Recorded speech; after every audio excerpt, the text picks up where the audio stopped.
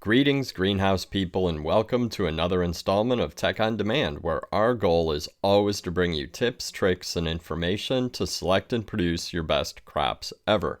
I'm your host, Bill Calkins, and I'm happy to be joined this episode by a fantastic guest with a ton of experience in greenhouse ornamentals propagation, integrated pest management, and the ability to blend both in a comprehensive and holistic plan to get crops off the ground to the strongest start possible. My guest is Kristen Fowler, a specialist with Koppert here in North America. Kristen grew up on the Eastern Shore of Maryland and earned a biology degree from Salisbury University, did some work with IR4 looking into pesticide residues, and then moved to PA and earned a second bachelor's from Del Valle, majoring in ornamental horticulture and floriculture. After that, she started working in greenhouses, specializing in propagation of everything from wetland natives to ornamental annuals and perennials, and these roles included leading greenhouse operations like Peachtree Farm, Grow and Sell, and Longwood Gardens. In about a week, if you're listening in real time, Kristen will celebrate her 5-year anniversary with Koppert.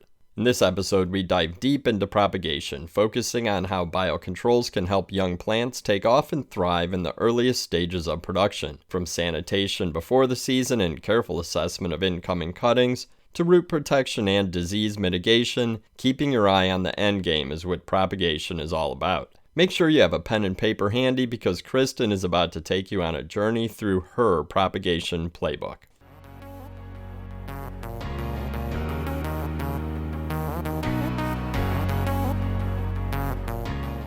Kristen, welcome to the podcast. Thank you so much for having me. I think this is going to be fun. It's a really good topic. It's something applicable to, I think, all of our listeners who are producing young plants. But before we get started with the specific topic on the agenda, I'm interested in some of your general thoughts about propagation. As the listeners heard in your bio, you have a ton of experience. You're no stranger to young plant production. And I'm sure that this question could go on for hours, but I'm interested in when you're producing plugs or liners, what is the time period or when do things really start to go off the rails in relation to disease spread or insect pests? And maybe what are some of the strategies you've used in the past to head off some of these issues if possible? That's a great question to start with. Considering all of your eggs are essentially in one basket, it can spread within hours, days, especially weeks. My biggest, I would say the best advice I can always give to a grower, especially a propagator, if you see something, do something about it as soon as possible. Do not wait, whether you have a flagging process or some way to demark an issue or a problem area. It's really important to address whatever issues, whether it's, you find a spot that has botrytis that can spread very quickly through irrigation and, wind movement. Same with insect pests. They can lay eggs very quickly. It's a warm, humid environment. They can spread very rapidly. So it's really important to start as strong as possible. And I always encourage because we have to make our numbers at the end, where a lot of growers are often forced to stick all of the cuttings that they get, or as many of the quote unquote good ones as they might get in a bag, and things happen in transit. But I try to encourage folks to not stick the bad trays because you are going to be riding that struggle bus from the beginning. And it's hard on the growers, and it's really hard to get a truly healthy, substantial crop that you really want to be proud of if you're starting with wilted, diseased, insect pest, all of that. So it's good to get rid of the problem before it starts. And I would think that's something that you want to empower your whole team as well. If you see something, mark it, flag it, call a manager over, have another set of eyeballs look at it just to be safe. I am a huge proponent of educating as many members of the team, whether those are folks who are just doing plant maintenance, whether they're the folks doing the sticking, your watering crew, however it's your work labor is divvied up. The more people know, the better. They are your eyes and hands in the crop, and they see it. And if they notice something's just not right, it's like, hey, just come tell us, put a flag, mark it, let's do something about it. So really educating everyone possible to what to look for is really key. No, that makes sense. And I've always heard scouting is a team effort, and it Absolutely. seems apropos. Well, that's good. I think now that we've broken the ice on propagation a little bit, why don't we dig into the topic of biosolutions at the earliest stages of production? And I'd like to hear, I guess, some of your tips and tricks. You talked about starting clean. What are some of the tips and tricks that you share with growers related to sanitation, both before and after propagation? I mean, starting clean is so critical. It's got to be one of the things you're working with folks on all the time. And a lot of times, starting clean means starting before you have plants in the building, in the house, on those benches. Every greenhouse is different, so this can apply to you, and take what works for your settings. Yeah. Cleaning your floors, whether if you've got concrete floors, make sure there's no algae buildup, no dirt collecting. If you've got gravel floors, be sure to apply treatments to those floors, whether they're nematodes or something like impede. Like, treat the floors, because things can those gravel floors can harbor insect pests. Sure. You know, your thrip screen, cleaning your thrip screen seasonally, making sure that you're cleaning off the walls. It's a very cohesive thing. It also includes your equipment, because propagation uses a lot of moisture, injectors, sprayers. We want to make sure we're not having any algae buildup, any film in those tubes. We want to make sure we're doing proper cleaning and flushing them out as frequently as possible. So that way, if your booms or your mist system is running, you're not putting problems out onto your plants. No, that's good. We call a lot of times we talk about breaking the green bridge, really getting Hmm. that greenhouse cleared out. I know it's not always practical, but it's really good practice between seasons. And then pet plants. I'm sure you've seen Oh, plenty of yes. those causing problems. Pet plants are job security for biocontrol consultants. I love it. That's good. That's good. And Um, I always recommend too, if you have a house that's been cold for a few weeks or a few months, and as you start to warm it up, put out some sticky traps, mhm. whether it's under the benches, around the vents, just to see what could be stirring in the air before you even put anything down. And that way you kind of have an idea of kind of what you're already kind of battling from within before the cuttings even come in themselves. I think that's really good advice. And Mhm. I'm guessing that's not done too often, and probably kind of an easy Well, tip and trick to start this spring. I mean, quick. absolutely. As soon as people start to heat up, and even if it's in February in a seasonal greenhouse, going from maybe either frozen or cold temperatures 30, 40, bumping it up to the 50s and 60s, that's enough to wake up some eggs and get things flying around again. I love that. That's a great tip. So hopefully at this point your young plants are moved into a clean greenhouse for propagation, and we're going to assume that they are. What is the incoming risk? You talked about not wanting to stick bad trays. Mhm. How should growers assess the, we'll say, unrooted cuttings coming into their facility? And I think about this step as something that's absolutely repeatable. So there are protocols, but there's also your team, the people Mhm. involved. And I guess while we're at it, maybe some thoughts on cutting dips, because people are talking about that. I see Yeah. all sorts of recommendations, pros and cons from all sorts of people, but I'm thinking you might have some thoughts on cutting dips as well. I think, kind of going in reverse of that Sure. question, dips. A lot of times it's if it can work in your system and how you have it set up, then I highly recommend them. I think they do have a place. Knowing the right products to use, following the label, Mm, ensuring that if there is an REI, you want to make sure that you are not exposing your sticking line to, right. any residues that they shouldn't be touching without gloves at least.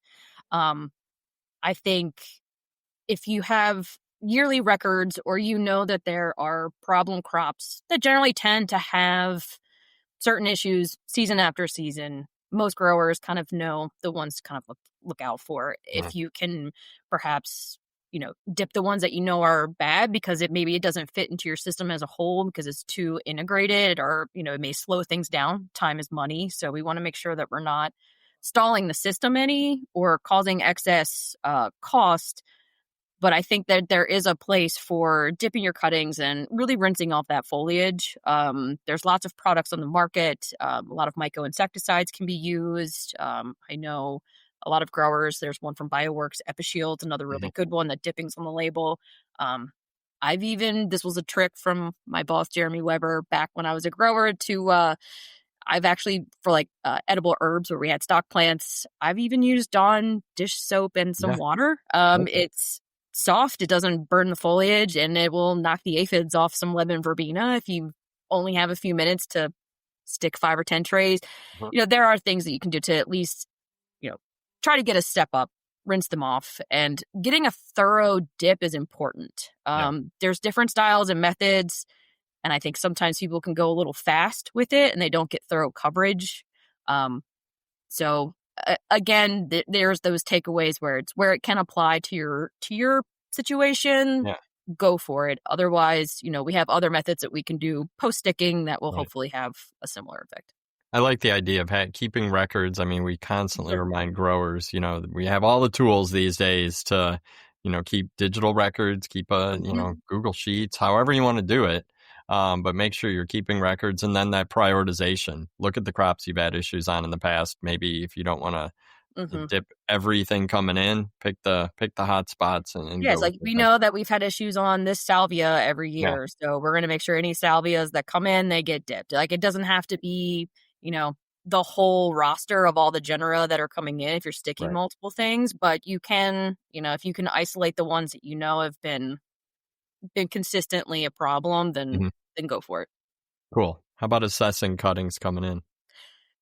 That is, again, comes back to educating as many people, especially on the sticking line, as possible. Whether you Yeah. have folks who work for the greenhouse all year, you have temporary labor that comes in.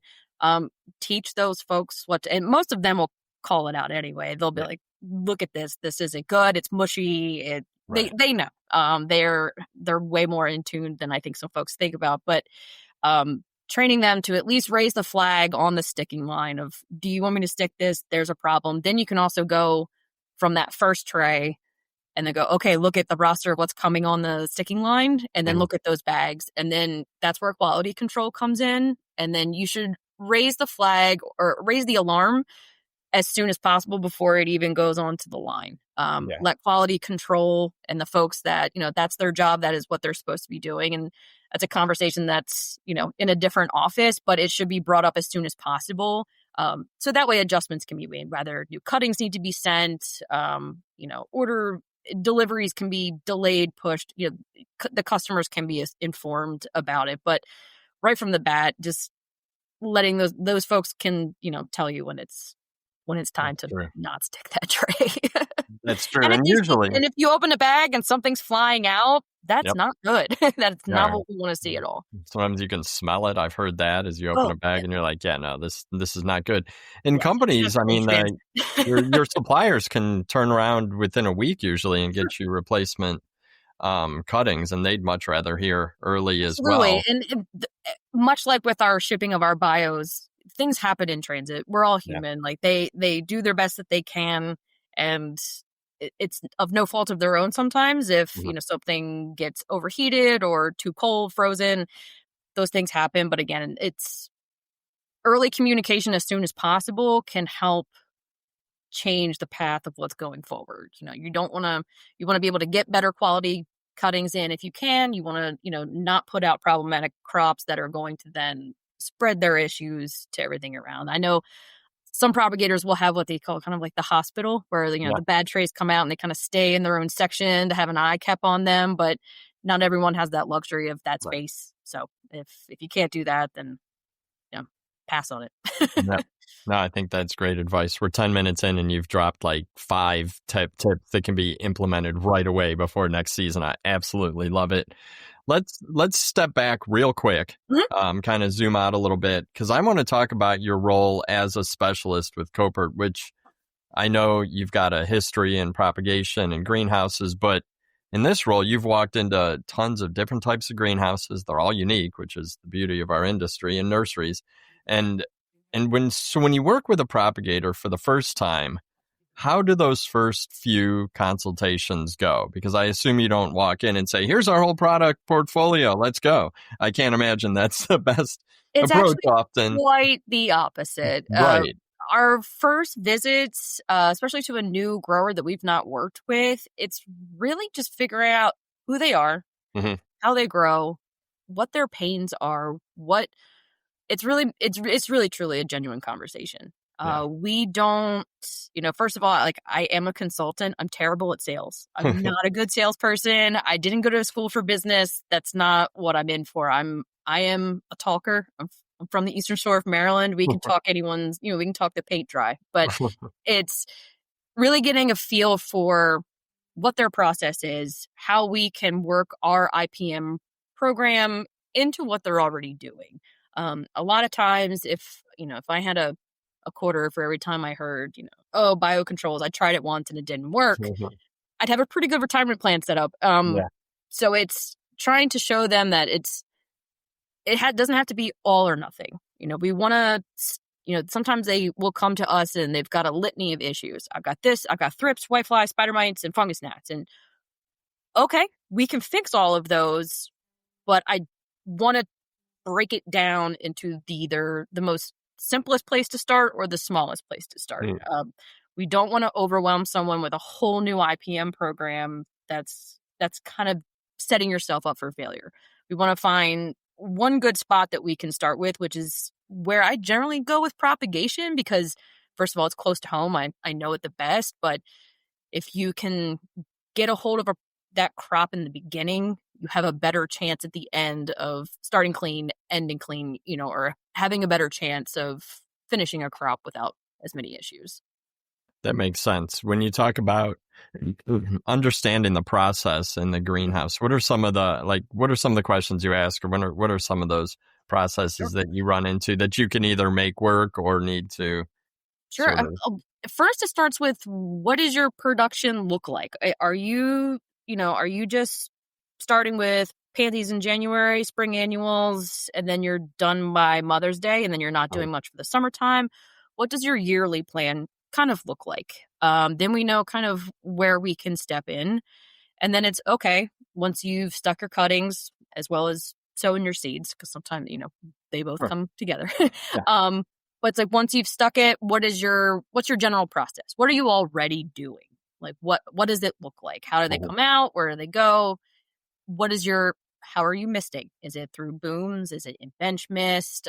There's different mechanisms to do that. So kind of taking in the system as a whole to be like, okay, we can integrate our products in this fashion, because there's not really a blanket fix for everything. We can kind of work into different methodologies to make it more seamless. We're not trying to add extra work. We want to fit into what they're already doing. Okay. And as best as possible. Yeah. Who would you ideally meet with? Like, what would be your dream team that you'd like to meet with? Personally, I love talking to growers, my people. But it's really important to have a decision maker in the room. Yeah. Whether, depending on the level of management that's there, we really need to have someone in the room who can actually say yes to this. Yeah. I can talk to a grower or an IPM manager, all day long, and like, oh, these are great ideas. But if the upper management and the folks who are like, who make that final decision aren't present to fully understand the value that we're adding to them and trying to contribute, and that we're not just, trying to make as much money as possible, which is not the case. Like, we want them to understand the authenticity that we're coming in with. And, if they say yes or no early, like much like propagation, if they give us the no early, understood, we'll come back in a few more months and we'll talk to you later, maybe. But if not, if they're interested, then that can help move that conversation along without having to duplicate it multiple times. And that makes sense. And I would think as the relationship progresses, then you're meeting with IPM managers, growers, and just for our follow-up visits, we have all assistant growers, anyone wants to show me something cool, like, we'll have a good team meeting at that point. But to really get started, we need to have, upper management, whoever is that final decision maker, is really important. And they can come to our follow-up meetings too. It's always great to show them that it's working, because that's where they build that trust, because it really is about building trust. These, our growers this is their lifeline. This is what they do for a living, and we understand how important it is. And to make any changes, especially in propagation when all your plants are right there, it's kind of terrifying at first. And we have to build that trust to get them to trust in us, that we're telling them what is the correct thing to do. Yeah, no, I think that's great. It's one of the things I really like when I talk to your team. I hear that repeated a lot. It's Um, an ethos for sure. that's great. That's great. I think that culture is awesome. And I like the listeners to hear the process and understand who Mhm. should be there. What are some of those early questions that they should be prepared to answer? Let's get a little bit more specific, Okay. combating issues in propagation, because I know the greenhouse environment plays a major role in what a grower can use, what they can't use with relation to biocontrols. And in the first few weeks of propagation, so let's think about those early stages, when mist is running, what are some of the solutions you turn to? And I guess maybe preface it with the problems you're trying to solve, Mhm. and then the solutions you turn to. And then a few weeks later, when those young plants begin that wet dry cycle, and start rooting, what, and that moisture isn't constant, how do the regimes change? I know that's like a huge question, but I'm interested how you break it down. I love Problems and I then love huge possible solutions. questions because I get to talk a lot. Okay, There you go. so in the beginning, so I guess you could call it week 0, stick week up to Mhm. week 1, where there's heavy mist. We're trying to keep the plants turgid. They've got no roots, so we're in the midst of a foggy mist land. It's really important to we're focusing pretty heavily on fungal and bacterial issues. Mhm. That's where they thrive. Um, that's where we would move for products. Again, Trianum, our trichoderma product, to protect the roots, especially at root initiation. Um, Growth promoters, and we also have a biofungicide, Bacillariid. We have Microflora, which is a growth promoter. It's 2 species of Bacillus, as well as our myco-insecticide, Icerid. We're kind of focusing more on application products in those first 2 weeks.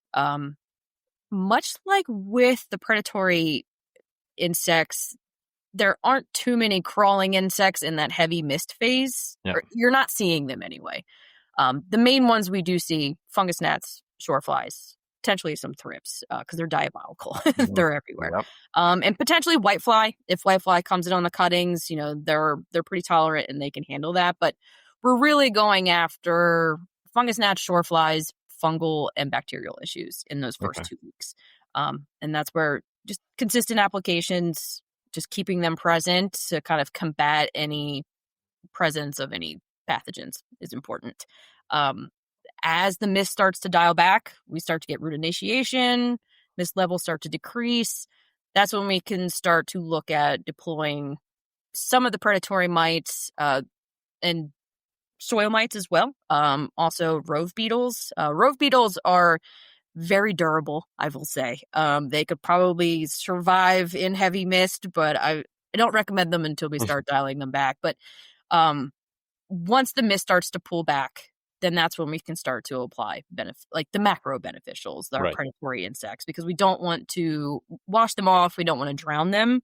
So we kind of wait until we get more of that dry cycle started to go, okay, let's do our introductions of beneficials. Yeah. And I guess maybe this is my own ignorance, but are those applied weekly, or how often are you? I mean, maybe it's different for you. You named like 6 or 8 different things, Yeah. but So for Icerid, our Mhm. myco-insecticide, we recommend weekly applications of that. Okay.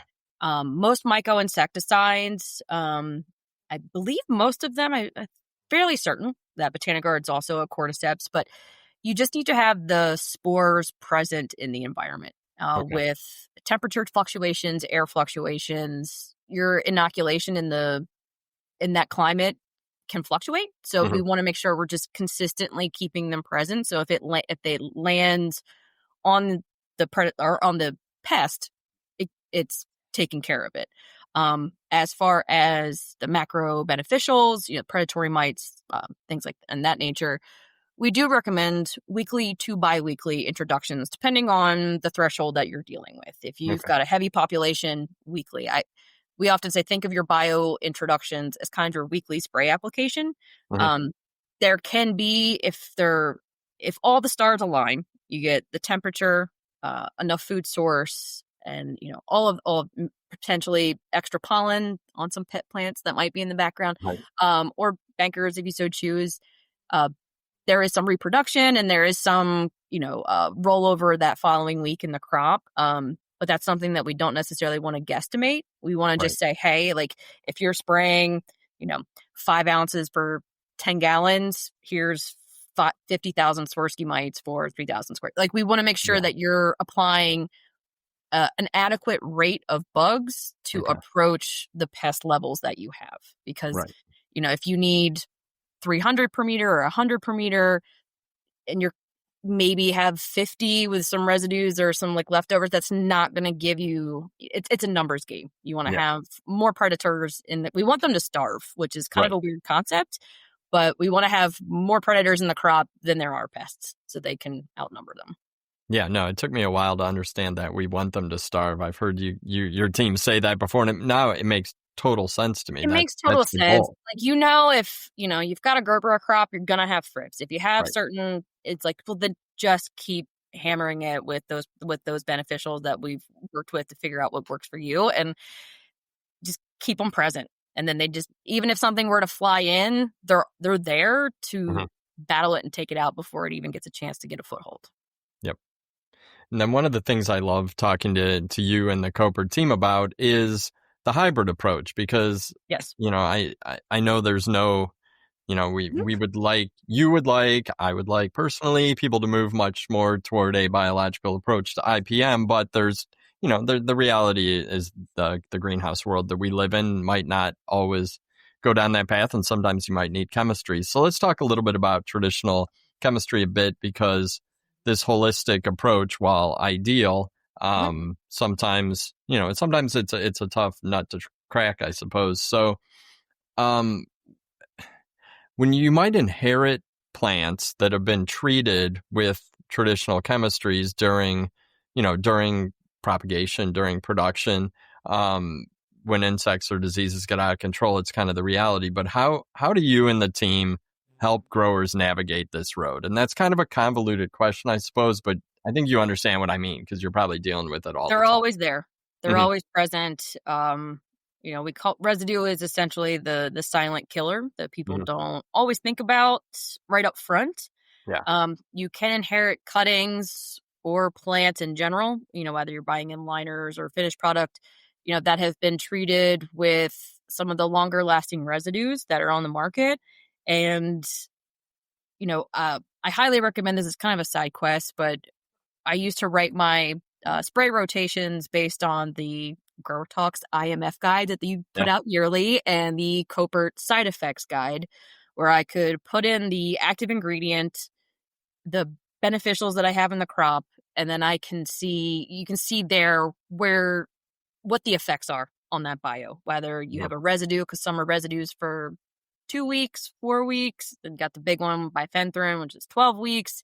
So that plays anytime you put a bio in a crop that has a residue that's strong within that time frame, you're really not going to get the results that you want, because they're essentially going to die. Right. So anytime, like bringing in those crops, you can often reach out to the stock farms, ask them what their spray rotations are. A lot of folks will provide that. Same with your liner production or your liner providers. You can ask them what they're using to better your program down the line. Because we work with a lot of propagators, for example, for poinsettias, we are able to talk to several of them and get them to, remove that last safari application that's coming out. So that way our growers can then grow out their poinsettia crops throughout the summer and fall using a more comprehensive bio program. Because if there is a safari drench on there, then that eliminates our use of, the wasps and certain, we have to adjust accordingly. So again, it's, there's no absolute, sometimes you do have to do a heavy spray. If we come into a crop and there's an active infestation that's pretty rampant, we'll give a spray rotation to run for a few weeks, and we'll be like, hey, we'll talk to you at the end of the month, knock them down in an affordable way. Then we can come in and talk about how to, reassess with a bio approach. So. Okay.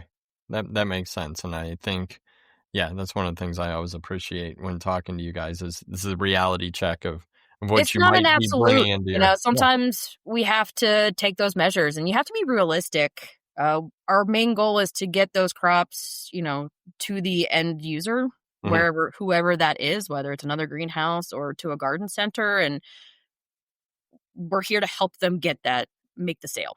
They've got to Yeah. do what we can. Cool. Well, thinking about a grower who's going, moving into spring 2026 production, you're going to receive your cuttings, early in the year. What would be like a step-by-step approach that you would recommend to them, just to get everything set up through propagation? Are there, you've listed off a lot of products and the active, the biologicals involved. But I guess if a grower listening wanted to write down, here are the first 5 steps I should take or something like that, how would you scribble that on a napkin for them? Absolutely. I would say, obviously, at the end of the first week, Hmm. there's, this is kind of speaking from my own personal experience, Yeah. but at the end of the week, when the greenhouse is full, there's a watering in drench of a fungicide, maybe a fertilizer. And this is also where something like icerid can also be tank mixed in as well.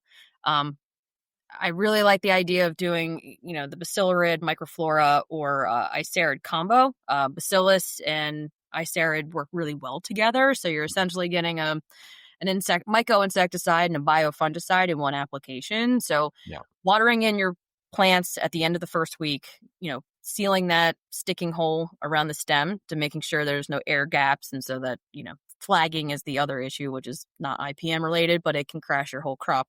Um, and then I would follow up the following week with, again, another icerid application and then another beneficial bacillus. Again, I used to do a cease mill stop spray, Mhm. usually that following Monday, Tuesday, especially for anything that was starting to turn white with a little bit of botrytis, maybe just kind of zap it and go through and, pluck those trays out. That would be kind of my first week or two. Yeah. And then again, once you have the root initiation started and roots are starting to expand into the cell, that's where we want to get the trichoderma Yeah. added.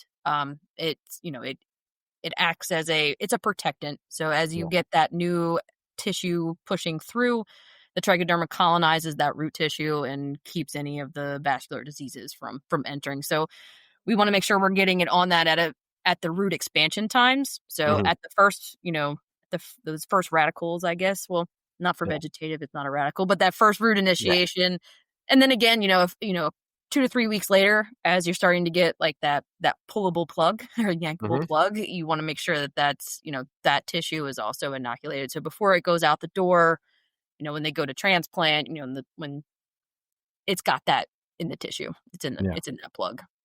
I like that this is so proactive versus reactive because Absolutely. like And it's a lot of times it can be a hard sell because it's not like you're not mainly necessarily seeing a lot of results. Like you may yeah. see a much more healthier plug and you're like, oh, it looks good. We Mhm. got good roots, but you don't quite see on the molecular level that you've Yeah. got that protection in there. And if you have healthy roots, healthy foliage, you have less of a chance of insects coming in because they come in on Yep. the ones that are distressed and that are weaker.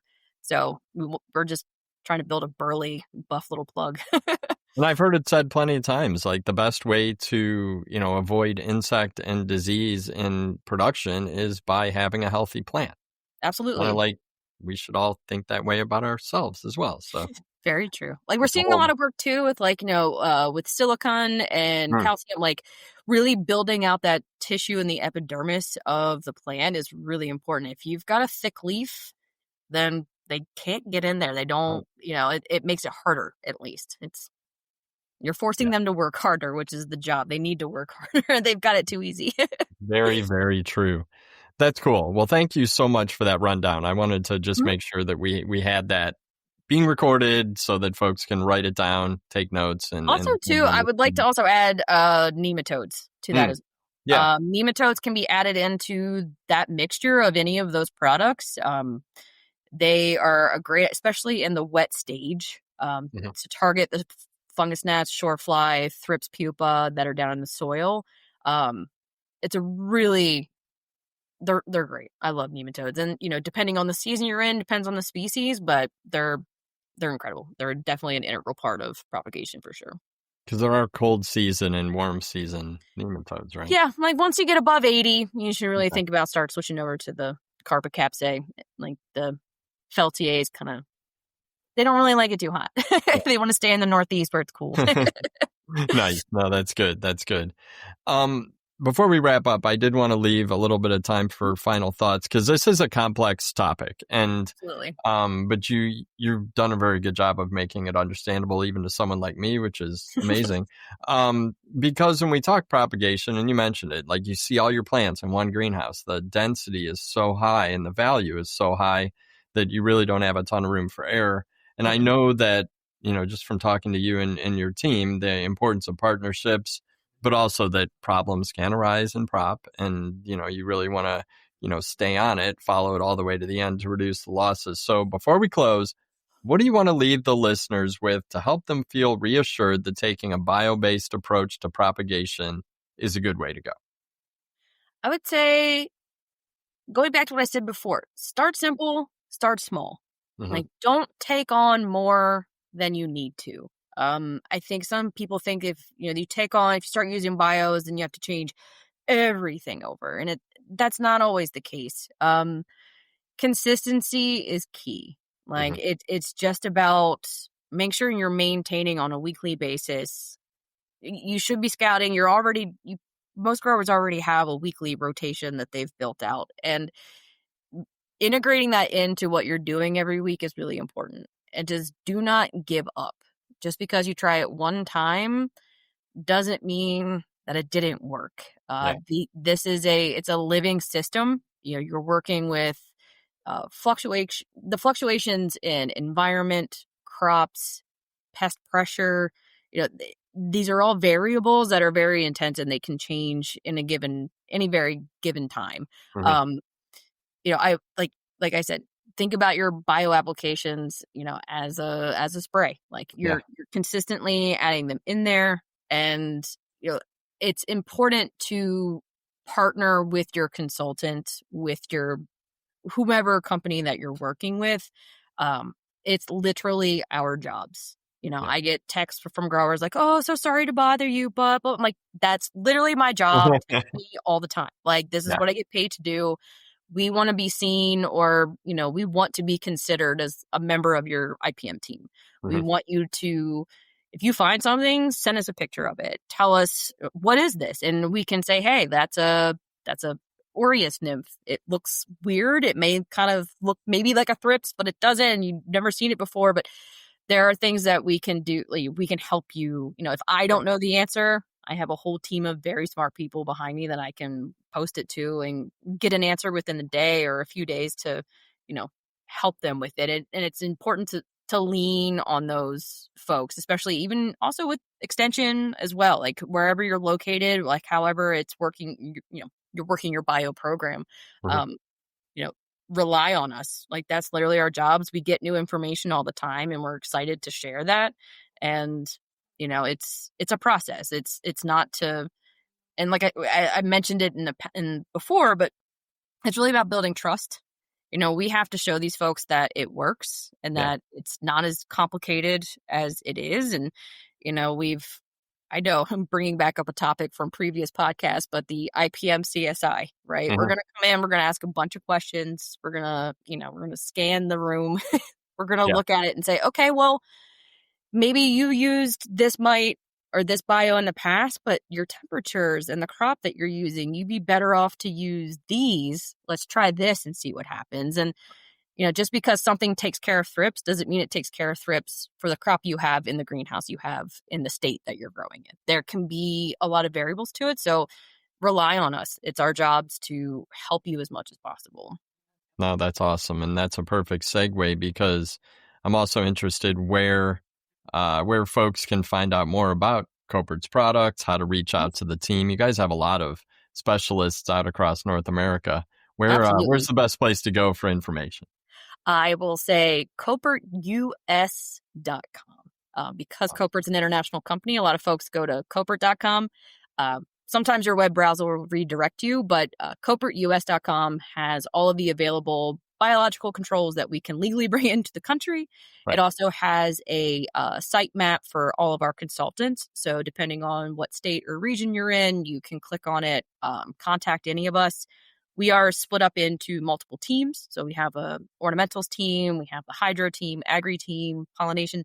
So if perhaps you reach out to someone and they're on a different team, but they will connect you directly to us. And I will also say too, we also have if you go to KoppertUS.com or to naturalenemies.com, which is our retail website, we do have the chat bot that comes up in the bottom corner is a real person. So that is a member of our customer service team who's done a great job at learning our protocols, and they have learned all these fun names to help you. And if once they reach a certain point, then they can connect you with one of us if need be. So please talk to the chat bot. It's a person. Be nice. Oh, that's actually good to know. I think it is. I wonder. You never know who's on the other side of that. So for now, it is a living, breathing person. Excellent. I'll put links to all of that in the show notes, as well as the IMF guide and what was the other? The side effects guide. Yeah, the side effects guide. I'll put all that in the show notes, so folks listening can go down and click those links. Well, thank you so much for your time today. One last question. Sure. When should the listeners order these products? Because I know we're getting orders for plants in right now. So for spring 2026, what's the timeline to order your biocontrols from Koppert? After you put in your plant orders. Perfect. I mean, that's in general, yes. So currently I'm working on spring programs for my customers who are on a Koppert program they run for various different time frames. We're getting those typed up now so we can get them in the system. That helps with our forecasting, much like plants. It's really hard to make bugs appear, but we do a great job at it. But we recommend, we do our deadlines 3 p.m. on Thursday the week before. So we do at least need a good week ahead of time, like a good 5 days, business days for orders. But the earlier you can let us know or work with us to at least get something set up in the system to get a scheduled order so we can kind of let you know. But if you want to order week to week, we can do that too. So best bet, place your plan order, place your biological. Place your bug order, or at least talk to your consultant so they have an idea of what might be coming down the pipeline. If you want to get serious and take it on. Communication and partnership. That's what it's all about. Well, again, Kristen, thank you so much for your time today. I think that we covered a lot, I think. Yes, I can talk about this for a while. I'm glad I have this job. I can just sit here and geek out about this all day. That's so cool. And I can sit and listen to this kind of stuff all day. But we don't have all day and our listeners don't have all day. So I guess we'd better wrap it up. So on behalf of Kristen Fowler and the entire Koppert team, I'm Bill Calkins with Tech on Demand, wishing you a fantastic spring season with healthy plants going out the door. Take care out there. Happy propagation.